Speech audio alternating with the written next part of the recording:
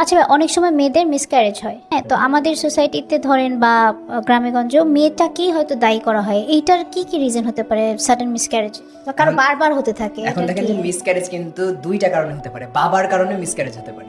Miscarriage যদি 90% miscarriage হয় স্পার্মের কোয়ালিটির কারণে, মেয়ে মানুষের দোষের কারণে বা মেয়ে মানুষের শরীরের কারণে না। হ্যাঁ, যদি একটা মেয়ে মানুষ পড়ে যায় প্রেগনেন্ট অবস্থায়, ইনজুরি হয়, সেক্ষেত্রে আলাদা বিষয়, কিন্তু ম্যাক্সিমাম ক্ষেত্রে মিসক্যারেজ হয় স্পার্মের কোয়ালিটির কারণে। তো স্পার্মের কোয়ালিটি কিভাবে এফেক্টেড হয়? স্পার্ম আমাদের শরীরে ম্যাচুরিড হয় 74 দিন ধরে। যেই স্পার্মের কারণে একটা সন্তান জন্ম নিচ্ছে, সেই স্পার্মটা সেই দিনকার স্পার্ম না, যেদিন সে হয়তো বা ইন্টিমেশনে ছিল সেই হ্যাঁ। দিনকার স্পার্মের কারণে সে আচ্ছা। ইয়ে হয়নি, সে তার বাচ্চা হচ্ছে না। সে 74 দিন ধরে তার স্পার্মটা ডেভেলপ হয়েছে।